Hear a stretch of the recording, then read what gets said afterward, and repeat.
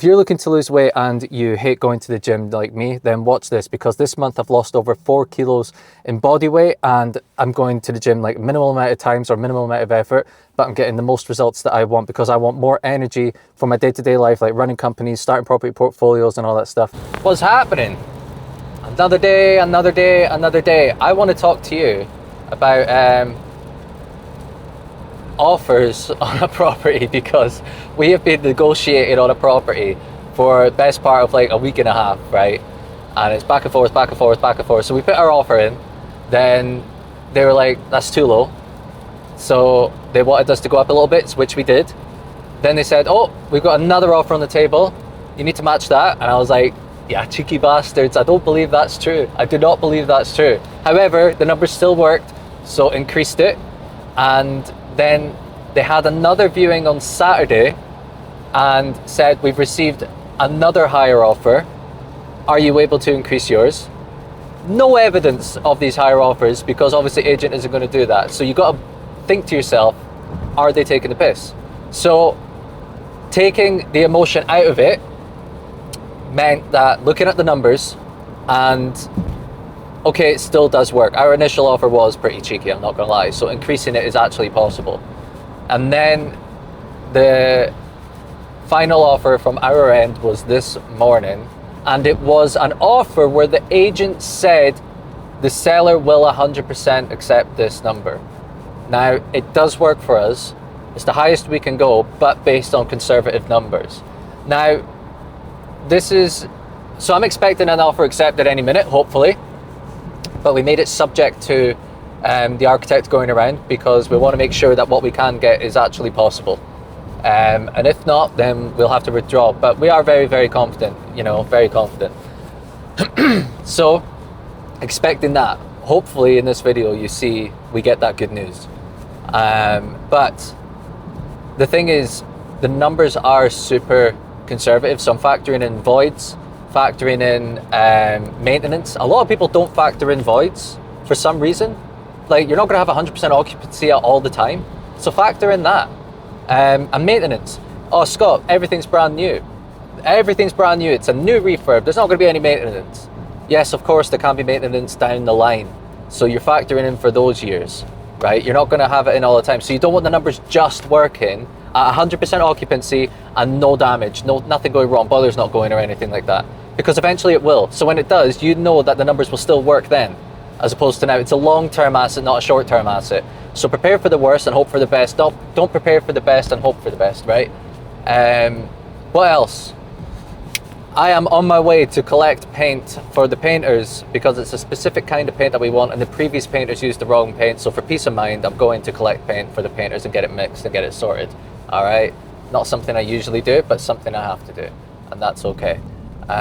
What else is there? So, on track, setting up bank for the JV partnership that I've just got in, because I'm starting a portfolio after 5 years. Hooray! You've watched over the past 90 odd episodes me constantly saying, one day I'm going to be doing this myself, one day I'm going to be doing it myself, and it's now happening, like a dream come true. So you're now going to see what that setup looks like from a JV perspective. So it's a joint venture. Partnership is, he funds it, I build it, I bring all my skills and experience to the table and put all of my time and effort into it, and he funds it. So that's kind of like, it's a 50-50 split, right? So anyway, the banks that we're using, the holding companies, so it's a holding, I've got my holding company, he's got his holding company, and we've got the portfolio company. My holding company owns 50% of the shares, his holding company owns 50% of the shares. We're doing A share and B share structure. His shares being A shares, my shares being B shares. And we want a quick setup because we want to get everything going straight away. So we're going to be using Revolut. Our accountant, who is also a HMO investor, he's got like 300 odd units himself. So for a quick setup, and I know a lot of other portfolio landlords who use Revolut for that, because I had my suspicions. But for quick purchases and stuff, that's what we're going to be using. But for the holding companies, I'm probably switching over to NatWest, High Street Bank. I'm currently with another online bank, and I just don't fucking like it for some reason. I don't know, they just keep doing shit I don't like. So I'm going to be switching to NatWest, I think. And then this is it, and that's the banks. What else is there? I think that's it, troops. I think that's it for the intro. I've got a day ahead of me. and I'm trying to figure out ways to get back on track with these videos, because I haven't even edited my last video, and I know it's just all over the place, and I guess this is going to be all over the place as well, and I kind of want them to be a little bit more structured. So we'll see what that brings, but let's see what today brings as well. The delivery guys left it all as a mess, so I'm here doing this because they can't come back for like another day or two. So this is another example of doing shit that you do not want to do, but you have to do. Stacking it all up so the painters can go around and do stuff. All right.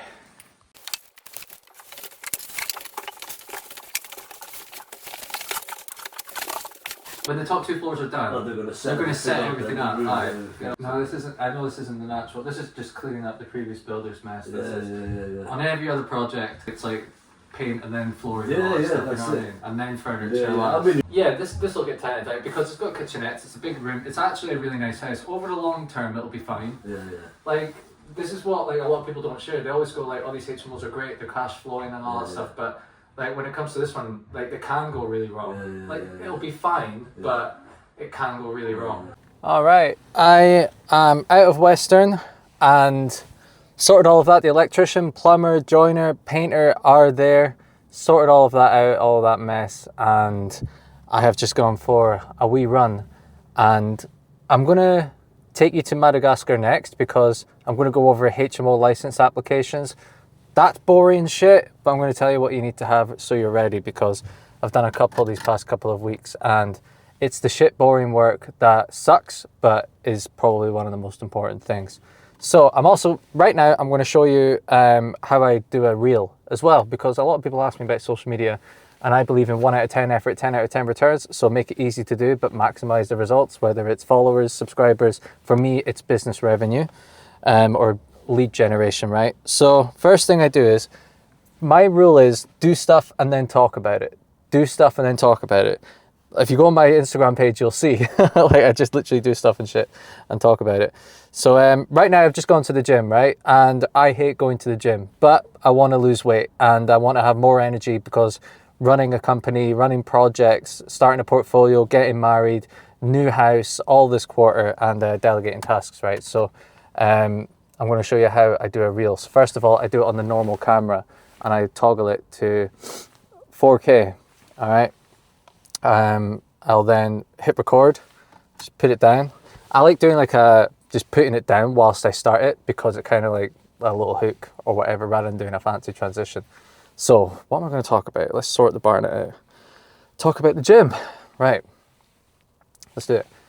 If you're looking to lose weight and you hate going to the gym, right? Like me, I hate going to the gym, but I wanted to lose weight and have more energy. So this month I've lost over 4, I don't like the hook of that one, right? See, just start again. If you're looking to lose weight and oh my God, that thing's really loud. You know that?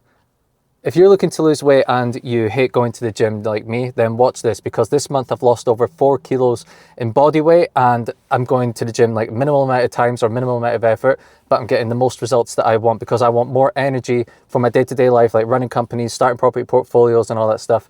And I just hate going to the gym, so I want to make it easy, right? So this is all I do.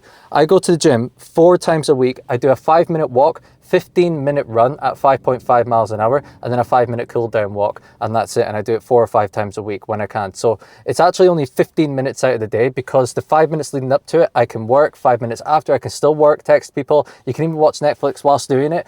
And I also just eat less. So my maintenance is 2,100 calories. I cut that down to about 1,800, and that's it. I don't track macros. I don't do calorie counting. I don't do all of that shit. I hate it, and I hate the gym as well. So honestly, all I do is 4 or 5 runs a week, and I also just eat less. So eat less, move more, and if you do that for long enough, you will start to see results. It's simple, but not easy. And that's it, right? And I think, like, yes, that's not going to get me property clients. That's just a bit of what I'm doing right now. I just want to share that as a tip. And I feel like if you provide value across the board, it doesn't always have to be about property. Right now, I'm on a bit of a fitness journey, and I want to start sharing that. And people might relate to that, you know? And I think it's just about getting your personality, getting different parts of who you are out there. So if you like building Lego, if you like toy trains or F1 football and all that stuff, share that side of you, because people will relate to that. They'll see you as a bit more of who you are. And it's true, I fucking hate the gym. I hate the gym, and I hate running, and I hate eating less, but I need more energy, and I do want to lose a bit of weight, and that's it. That want is stronger than the other want. So let's go to Project Madagascar. I hope that was easy. Basically what I do after that is go on Instagram edits. I go on an app called Vozo. I then add subtitles. I'll then go on Instagram edits, and that just looks like that. I'll add music, and then I'll post directly to Instagram and Facebook from there, and that's it. So what, about 90 seconds there, add subtitles, post, and then what's that, 5-10 minutes of your day. And I think that is extremely high leverage and minimal effort. I hope you learned something. Let's go to Madagascar. All right, I have some news. So I have been doing a bit of delegating this year. And one of the things I've delegated is deal find. I still look for property deals myself, but I'm managing loads of projects. So like being on the road and doing lots of viewings and stuff, like driving hours one way, driving hours another way, it's so much dead time, and I have delegated it. And basically we just got an offer accepted. An offer accepted viewed must be offering about 6 properties a week.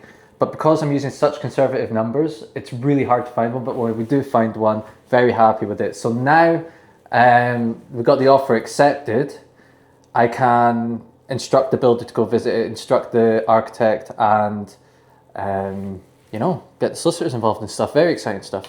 Now, this is what I said. My deal finder was like, "Oh, Scott, it's gone over. Someone else has offered 150 quid more." And I was like, "Are you fucking serious?" So I was like, "Right, I'm gonna phone the fucking agent. I've had enough. It's been back and forth. And every time they said, 'Oh, this is the seller's number,' we offered it, and it kept getting higher and higher." And I was like, "Are you fucking serious?" I was like, "Let me call this fucking agent. I've had enough." So I obviously lost my mind. Then he was like, "No. The offer's been accepted." And then this is what I said. You are such a fucking dickhead. Honest to God. You are such a fucking dickhead. Honest to God. Oh my God. Fuck. I do it. Fuck's sake. I was honestly up. Yeah. I then done like a nicer one. I was like, maybe I should say thank you. I don't know if I'm ready to have staff yet. Are you allowed to talk to them like that? Oh, fuck those. No, I'm just buzzing. Right. I'm currently in Project Bridge, and this one's got viewings and stuff. We've got tenants coming over, and basically I'm here to collect this gas certificate because like I said, I'm doing a HMO license application, and this is a council I've not operated in before, so doing it has been a little bit more challenging because they ask for different things. But off the top of my head, here are some of the things you're going to have to get ready to do the HMO license application, right? So certificate-wise, you need the gas certificate, the electrical certificate, the lighting certificate, fire alarms certificate, EPC, so energy performance certificate,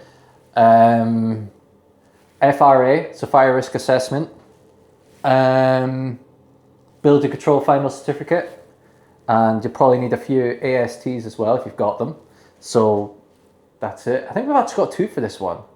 I need to check with the lettings agent. But anyway, a few ASTs, which is like tenancy agreements, right? So them as well.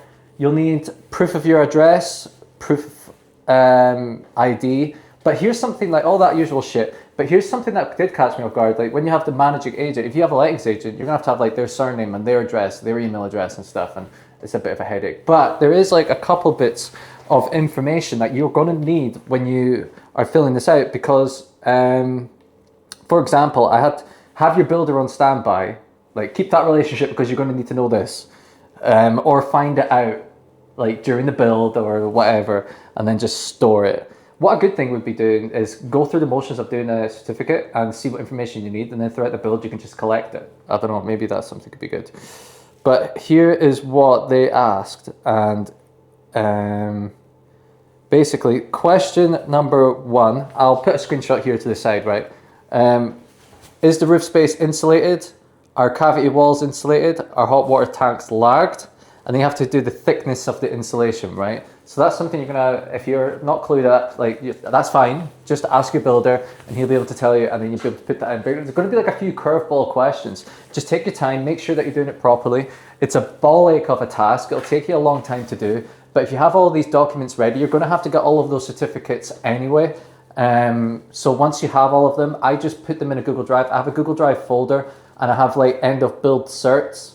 And I have it in so that's a folder, and in that folder I have separate folders. So I have like electrical, FRA, building control, gas, like all these things. I have like different folders, and inside those, that's where the certificates are. So I have Google Drive on my phone. I have that linked into my Trello as well, so I can just whip it out and then just bosh, off you go. So I took a photo of that, put it in my drive, and if I ever need it again, that's great. So I think that's definitely something that you could do. And I think that would be a really good tip. So we've got an offer accepted. I'm going to do a monthly review at the end of this month, but so far my goals were hit 79 kilograms, buy a house with Lauren, our first home, plan wedding, but that's ongoing anyway, get an offer accepted, set up a JV partnership, joint venture partnership, and I don't know, I think that was it. I think it was onboard a client as well. So I've hit all of them. I've hit all of my monthly goals, my first month goals, which are going to feed into next month, which will feed into the quarter, which will feed into the end of the year. And I think that's what I've been harping on a lot about. So Thrive, that's what I've been using. All of those goals were hit intentionally. A lot of work, a lot of effort. And like, for example, a weekly review each week. This is what I've been doing. I'll show you my last week review actually from, what day is it? Tuesday today. So it would have been last night, 2 nights ago. And then that was it, a weekly review.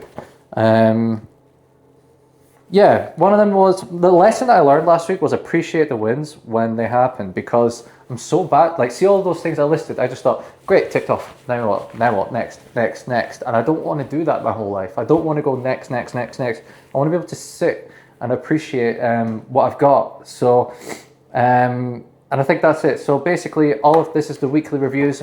So I win the day, win the week, win the month, which I've now won. And if I win this month, that feeds into my next plan, which is next month. And I do that the next month, and then I've won the quarter.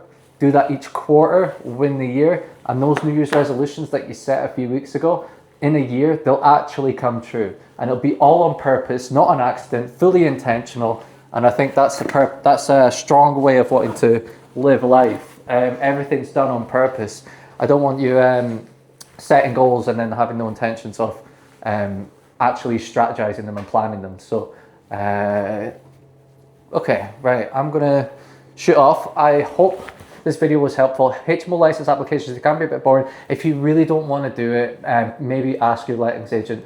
We've had lettings agents do it in the past, so I think try giving that a try. If they don't want to do it, that's okay. Just take it one page at a time, reach out to your network, because there's been some things in this new council one that I've done. I've had to ask a couple of people, what does this even mean? Like, why are you asking this? Like, what did you put, sort of thing. And it doesn't mean you'll copy them, it just means it gives a bit of context into what to do. So lean on your network, always be happy to ask for help. Offer accepted, great start to the year. And next offer accepted will probably be end of next month, maybe start of March. Also, I am going to a networking event tonight, and it is hard hats and heels, something like that. Basically, it was a women's only event, but they're now inviting men, and I got asked to come. So I don't see why not. I think it'll be great fun. Seeing what everyone's up to, I'm getting back into the networking. That's something that I need to get back into. I'm going to one tonight. I'm going to one tomorrow night, property in Poppadoms. And I think that if you have a bit of social anxiety, especially like I did when I was starting out, I do think that one like property and poppadoms is the way, because you're just having a bite to eat. You're only sat next to a couple people, so you only really need to talk to them, and everyone's a lot more relaxed because they're eating. So I think that's a great entry networking event, because you don't have to like stand up and talk to everyone, you know. What I really struggle with at networking events is like everyone's talking like this, right? And I'm usually just stood in the corner, just like that. I'll be on my phone or something. I do not have the courage to go up and be like, hey, my name's Scott, when I see two people talking. It's just not in me, man. It's just not in me. And I really need to practice that. So I'm going to this event tonight. It's not a property and poppadoms one. So I think that's me taking the next step up. But I don't want to also dilute how value property and poppadoms is. That's the one that I've done 2 talks at. And it's been absolutely incredible. Like, it's one of my favorite like networking event organizations. A guy called James runs it. He's also incredible. So if networking is something that you are actually going to do and you want to hone in on this year, a great one to start with is property and poppadoms. And there's also no huge upselling. Networking events. If you run a networking event, you need to stop all that fucking upselling about how great your course is and your mastermind and masterclass is. Like, no one gives a shit, you know? No one gives a shit. Stop trying to upsell people who are brand new and just let people authentically network. That's just my 2 pence in it. So I stopped going to all of those ones where it's just relentless upselling, and I start going to the ones where it's just genuine networking. So I'm looking forward to this one tonight, and more property and poppadoms ones. So if you have any recommendations, comment below for networking events, but I'm wanting to book some talks this year. Talk with some of them, right? So anyway, subscribe if you want to see me build a portfolio for the first time, scale my company where I build other people's portfolios, do some talks and do some flips, get married, get a new house and all of that stuff. If you want to do all of that or watch all of that and what I learn along the way, all the good and the bad stuff, subscribe. All right, I'm out of breath. I just got changed. Let's fucking do this. I'll see you in the next one.